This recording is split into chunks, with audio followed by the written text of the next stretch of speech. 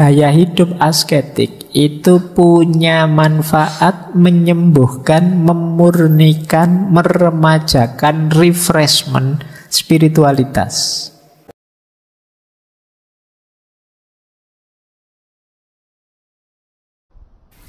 Nah, ini buahnya. Kalau tadi tujuannya berarti dari manusianya, kalau ini buahnya. Dari berbagai konsep hidup, gaya hidup asketik, itu secara umum orang menganggap gaya hidup asketik itu punya manfaat menyembuhkan, memurnikan, meremajakan, refreshment spiritualitas. Kalau teman-teman merasa tiba-tiba saya kok rasanya belakangan banyak sekali berdosa, Pak. Saya belakangan ini kok banyak sekali terjebak dalam hidup yang buram, gelap misalnya. Coba sebagai obat, salah satu alternatifnya pilih gaya-gaya hidup asketik. Dalam rangka apa? Membersihkan, refreshment, biar spiritualitasmu hidup lagi, segar lagi. Sudahlah Pak, saya tak puasa dulu mungkin bulan-bulan ini biar lebih dekat sama Allah. Saya tak nambah volume ibadahnya biar lebih dekat sama Allah. Saya tak menjauh sebentar dari orang-orang ramai biar lebih dekat sama Allah. Nah, ini fungsi yang banyak disebut refreshment, peremajaan spiritual. Kemudian untuk hidup yang lebih baik, khususnya hidup yang hakiki, karena hakikatnya hidup ini kan kembali kepadanya, ilaihi roji'un. Nah, kan kita sering disindiri sama ustadz-ustadz, sama kiai-kiai. Wong akhir hidup kita ini kan jelas kematian. Kok jarang orang mempersiapkan kematian? Nah, persiapan menuju kematian itu apa? Hidup asketik. Jadi melakukan praksis-praksis asketik. Kemudian yang ketiga, menuju pencerahan, kesadaran diri, realisasi diri. Termasuk khususnya kesadaran betapa fananya dunia dan betapa ranah batin itu lebih sejati. Ini kita sadari lewat perilaku-perilaku asketik. Kemudian peningkatan kualitas moral. Nah, ini juga ya kalau orang sudah kuat di asketiknya, ya biasanya ya efek selanjutnya hidupnya lebih terarah, tertata. Jadi secara moral dia lebih tertib. Kan kalian otomatis terkendali. Misalnya kalian puasa setiap hari, itu kan pas lagi puasa itu kan kalian tidak pantas. Mau misuh-misuh, masuk poso, ya misuh-misuh aku tidak pantas. Mau mojok berdua sama pacarmu, poso-poso mojok, nanti batal puasaku. Mau apa, otomatis terkendali. Itu yang disebut meningkatkan kualitas moral. Orang juga kan kalau lihat kalian soleh sekali, tiap malam bangun tahajud, puasanya juga banyak, itu kan tidak hanya kalian, lingkungan sekelilingmu ikut mengendalikan. Kalau kalian mau aneh-aneh kan diingatkan, Mas yo mosok kayak gitu mulutnya ndak pantas, wong yo biasa tahajud kok misal. Jadi orang-orang sekeliling juga ikut ngontrol, ndak hanya kalian. Mosok anak soleh kok gitu. Ini kan bisa diingatkan sama lingkunganmu. Janganlah ini agak-agak subhat ini, sampean jangan deket-deket, sampean anak soleh rajin ke masjid kok malah nonton yang gini-gini misalnya. Nah, ini yang lain juga ikut ngontrol. Jadi perilaku asketik secara tidak sadar ngontrol kita dari perbuatan-perbuatan yang tidak bermoral. Dan tentu saja penguatan orientasi hidup yang tidak berhenti sekedar dunia, karena ada hidup yang lebih hakiki, yaitu hidup nanti sesudah mati. Nah, inilah buah yang kita panen kalau kita menjalankan hidup asketik secara umum. Oke, semoga sedikit-sedikit sudah dipahami sekarang apa itu gaya hidup asketik. Teman-teman boleh sekarang evaluasi diri. Aku ini pantas enggak sih disebut bergaya hidup asketik? Atau jangan-jangan aku ini ya belum nyampe lah, masih minimalis. Atau minimalis juga belum, mungkin ini masih hedon Pak, saya itu masih cuma pengen seneng aja hidup ini. Disuruh susah itu kok ya sulit misalnya. Ya silahkan nanti introspeksi ya. Kalian ada di mana di gaya-gaya hidup yang kita bahas sebulan ini?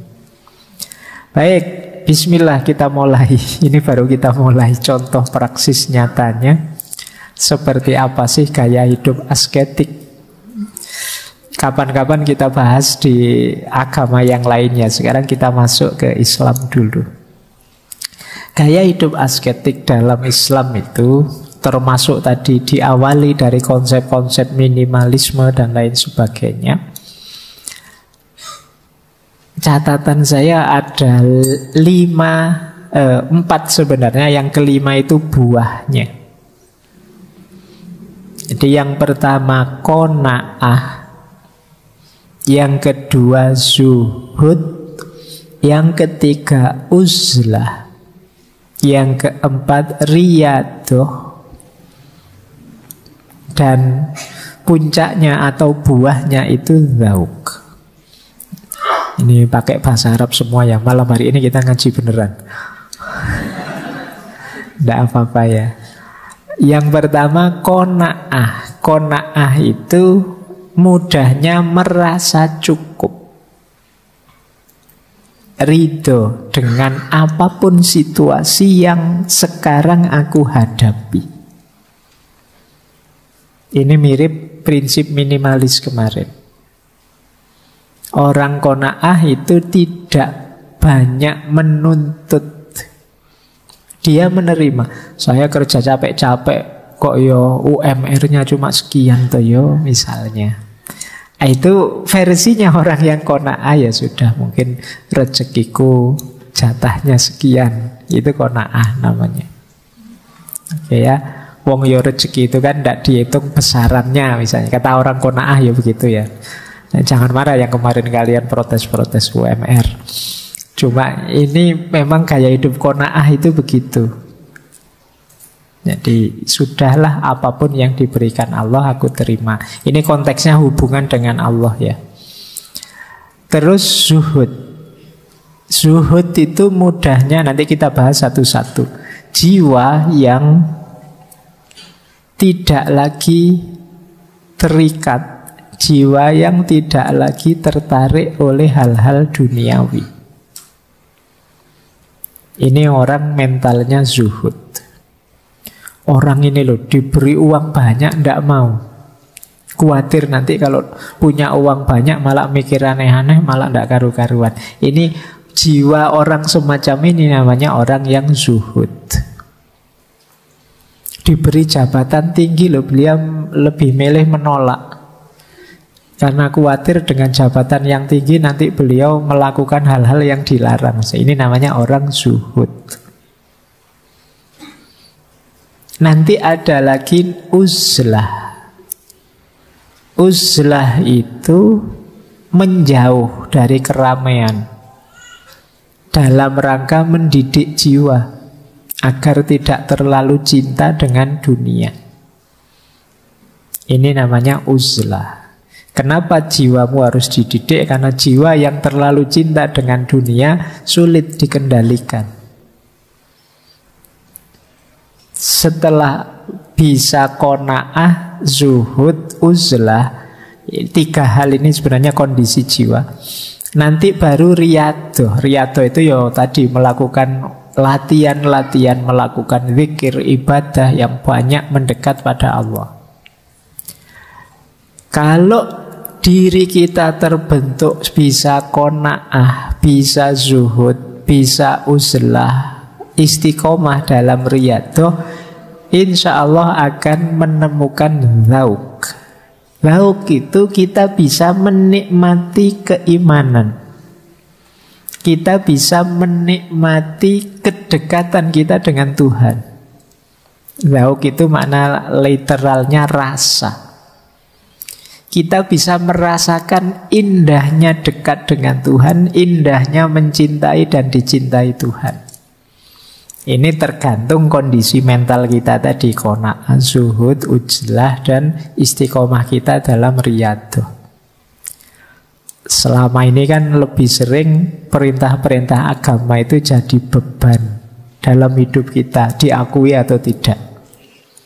Kalian kan lagi santai-santai ngobrol, adzan, Allah baru ngobrol sebentar sudah harus sholat lagi. Misalnya itu kan rasanya kayak agama itu beban sekali.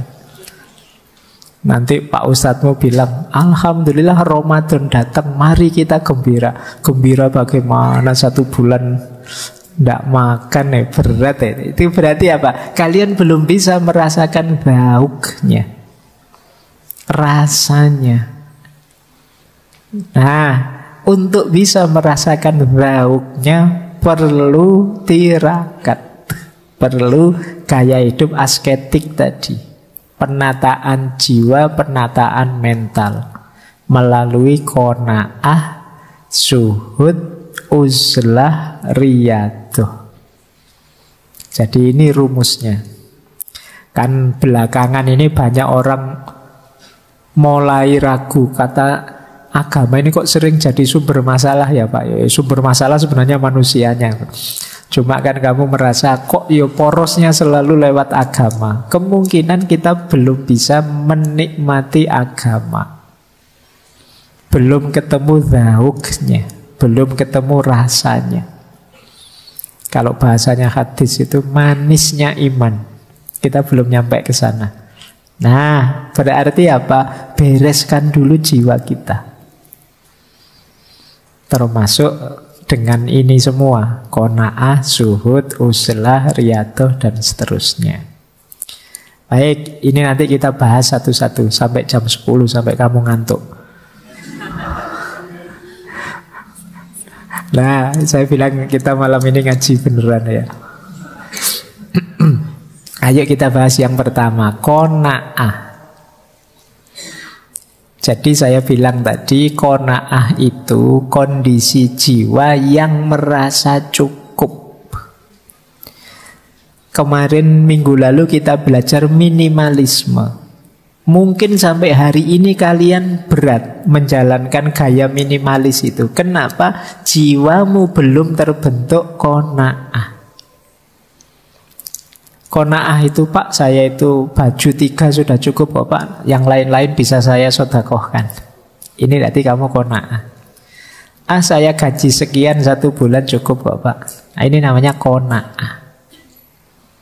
Itu saya bawa 2 hadis dari Rasulullah. Yang pertama, al-qanaatu kanzun la yafna. Qanaah itu khazanah yang tidak mungkin habis.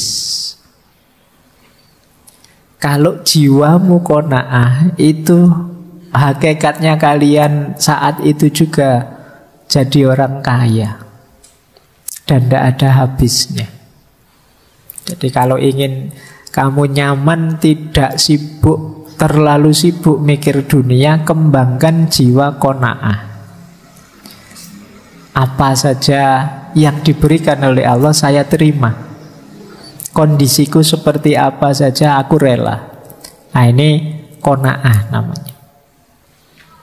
Ada hadis yang lain yang bunyinya qad aflaha man aslama wa ruziqa kaffafan wa qana'ahullahu bima atahu.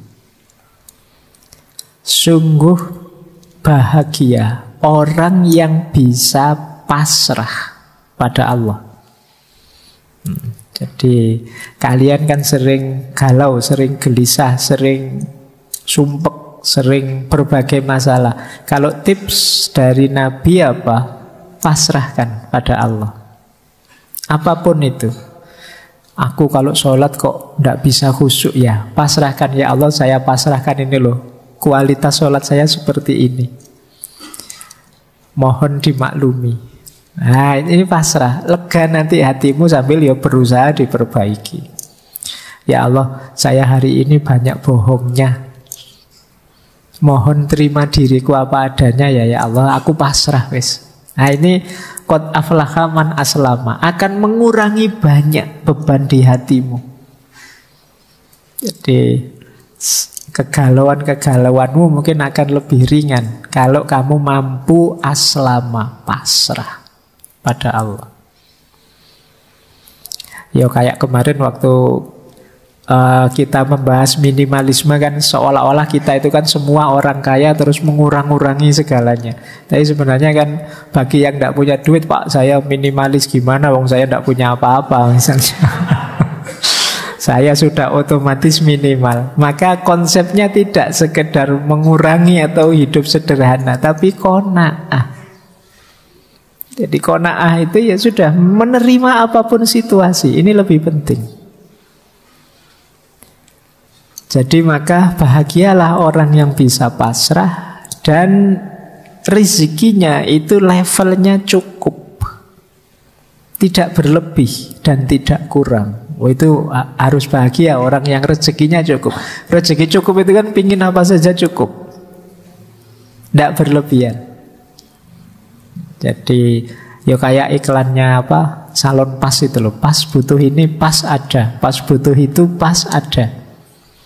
Atau kayak semboyannya Raden Mas Sosrokartono itu loh, sugih tanpa bondo. Sugih tanpa bondo itu kalau katanya Raden Mas Sosrokartono kan, aku itu kalau butuh apa saja ada, meskipun hakikatnya aku tidak punya. Kenapa begitu? Karena aku banyak teman. Jadi di antara makna sugih tanpa bondo kalau Raden Mas Sosrokartono itu, dia pokoknya hidup itu fokus berbuat baik pada orang lain. Jadi saya terus banyak teman. Kalau saya banyak teman, butuh apa saja kadang-kadang datang sendiri meskipun aku tidak punya. Ini namanya sugih tanpa bondo. Beliau kan buka pengobatan di Bandung itu, nolong banyak orang. Prinsipnya kan kantong bolong. Pokoknya aku punya apa saja tak bagi ke orang lain. Akhirnya temennya banyak di mana-mana. Di rumah tidak ada apa-apa, tapi pas butuh apa saja ada. Tiba-tiba kok pengen makan enak, tiba-tiba ada temen datang, yuk makan yuk tak traktir. Ini kamu tergolong orang yang kaya berarti. Butuh apa-apa cukup. Nah itu kalau bahasa hadis ini waruziko kafafat, diberi rezeki yang cukup. Apapun itu rezeki, mungkin dalam bentuk harta, benda, nilai, mungkin kuliah itu. Nilaimu berapa? Cukup Pak. Ya kan enggak apa-apa, yang penting lulus kan, nilainya cukup. Daripada yang awak enggak lulus-lulus, saya cukup saja, nang cepet lulus, nang selesai. Oke ya, itu waruziko kafafan. Terus wa qana'ahullahu mimma atahu. Allah menakdir batinmu qanaah terhadap apapun yang diberikan oleh Allah. Jadi Allah membuat kita qanaah, itu sudah cukup sudah. Jadi alternatifnya kan dua, ya Allah penuhi semua kebutuhanku, atau buatlah aku merasa cukup dengan apapun pemberianmu.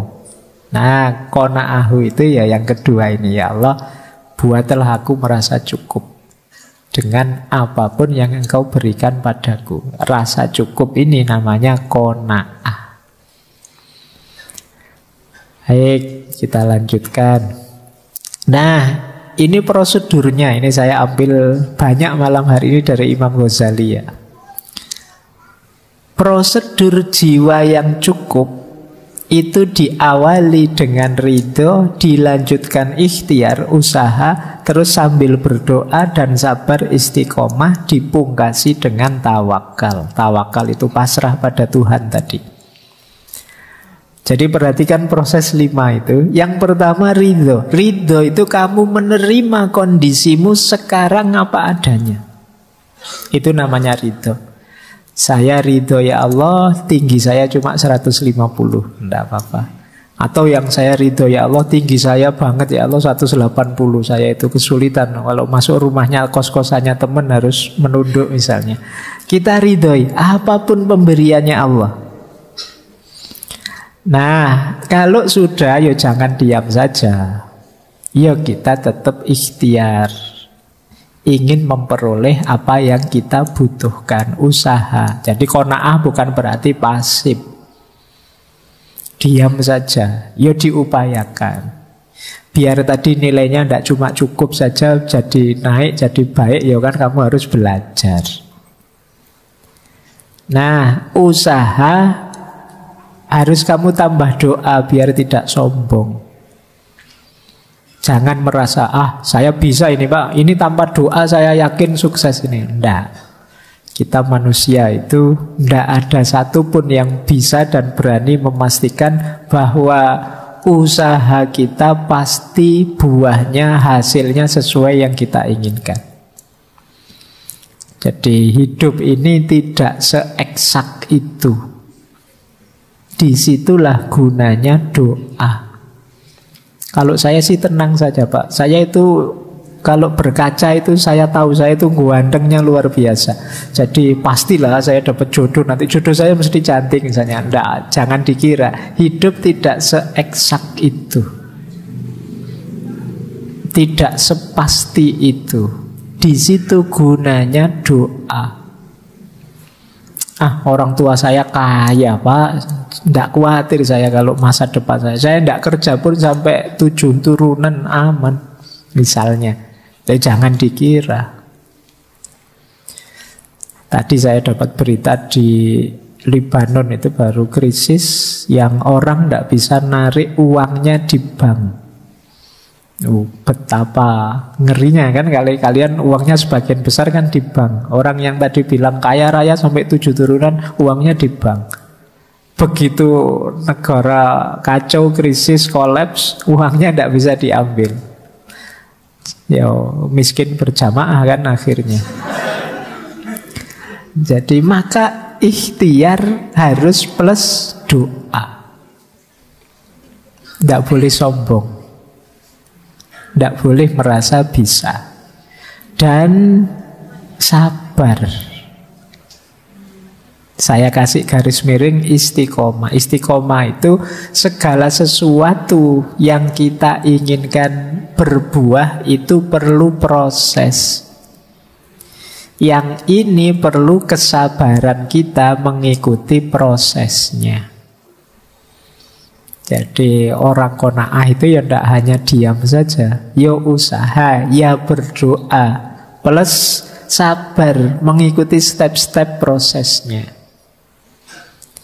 Baru kalau sudah semua dilakukan, ikhtiar dijalankan, doa dipanjatkan, kesabaran dilantunkan, setelah itu tawakal, pasrahkan hasilnya pada Tuhan. Kalau kalian bisa mengikuti siklus ini, hidupmu akan tenang. Itu tadi yang disebut qanaah. Saya sudah belajar Pak, dan juga saya tahu IQ saya tidak terlalu tinggi kok Pak. Saya terima itu ridho.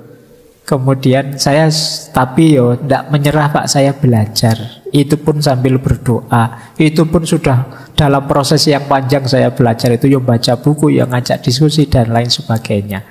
Nanti hasilnya gimana, IP saya berapa, nilai saya berapa, ya sudah saya tawakal saja. Nah ini hidup yang nyaman. Ini yang tadi rumusnya hidup qanaah. Ini gaya hidup asketik. Gaya hidup menerima apa yang kita miliki, apa yang terjadi dalam hidup.